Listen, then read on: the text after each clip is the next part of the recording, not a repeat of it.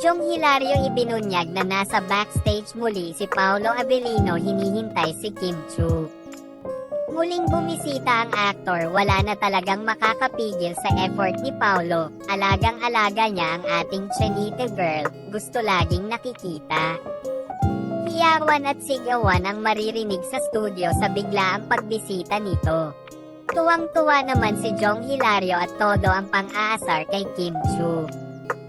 Alam niya kasi kung paano pipikunin ito. Gisang-gisa na naman si Chinita girl, buti na lamang wala si Vice Ganda, kung hindi, mamumulan na naman siya sa sobrang hiya sa pang-aasar ng lahat.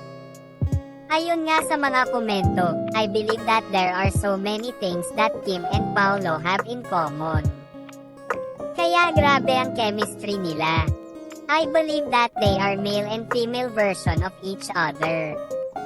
I love them both, isa sila sa inaabangan ng lahat, aminin natin sobrang ganda ng chemistry nila, kaya nga pati Showtime family kilig din sa dalawang ito, todo asar kay Kim Chiu para main love. Ganyan naman ang mga kaibigan, di ba? Todo pang aasar hanggang sa mahuhulog na si Kim Chiu kay Paolo.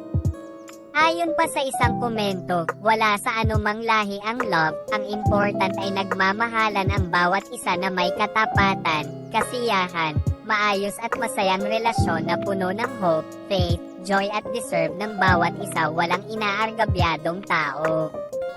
Ayon pa sa isang komento, halatang healed na si Kim Chiu simula nang makilala si Paolo Abilino, napansin ko mga ngiti niya pato mga mata. Kasi noong fresh pa ang hiwalayan nila ni Sian Lim, makikita mo sa mata na may sakit at lungkot pa rin.